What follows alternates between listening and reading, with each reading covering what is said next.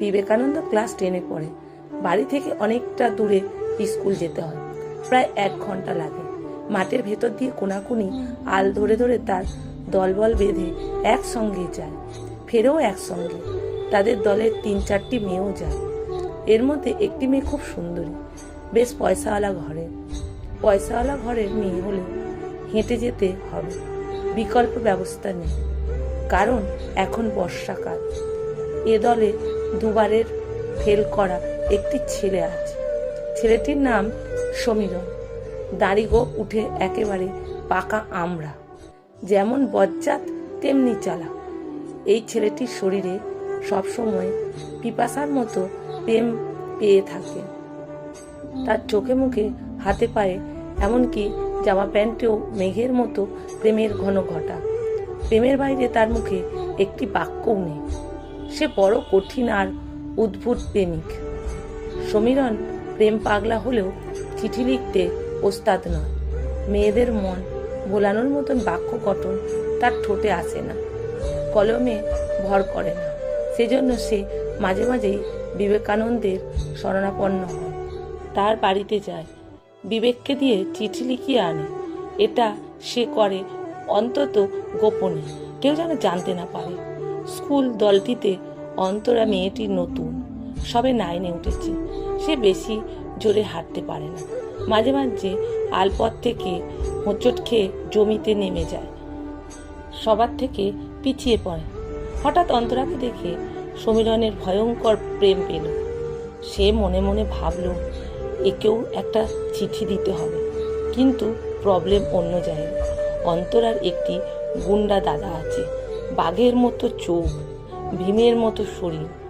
কোনো কারণে যদি সে একবার জানতে পারে, তাহলে আর রক্ষে নেই। কিলিয়ে একেবারে পাকিয়ে ফেলবে, ধরে পান ছেঁচা করবে।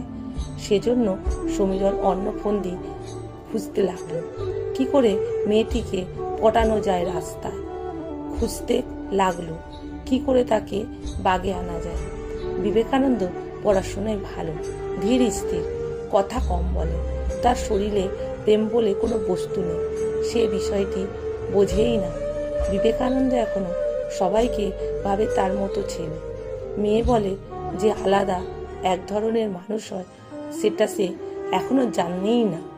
বিবেকানন্দ স্কুল যেতে যেতে পোকামাকড় দেখে, গাছের পাখি দেখে, প্রজাপতির সাথে উড়িয়ে যায়, সেগুলো দেখে।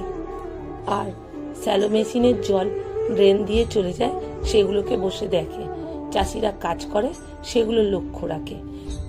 কেউ যদি ফসলের বোঝা নিয়ে মাঠের মাঝখানে একা দাঁড়িয়ে থাকে আর বিবেকানন্দ দেখতে পায়, তাহলে বই খাতা পেলে সে দৌড়ে তার কাছে যায়, বোঝা চাষির মাথায় তুলে দেয়, তাকে সাহায্য করে, ফের দৌড়ে এসে আবার দলের সঙ্গে মেশে। বিবেকানন্দ ছেলেটি ছিলেন অসাধারণ, অমায়িক। আরেকটি কাজ করে, বর্ষা এলে চটি পায়ে আলপথে হাঁটা যায় না, মাঠে কাদা, সেই জন্য সে একটা থলে আনে। সকলের হাওয়াই স্যান্ডেল আর ব্যাগে ভরে নিয়ে কাঁধে বহন করে। স্কুলে গিয়ে সকলের হাতে হাতে আবার দিয়ে দেয়। তখন সবাই চাপ কলে পা ধুয়ে চটি গলিয়ে যে যার ক্লাসে যায়।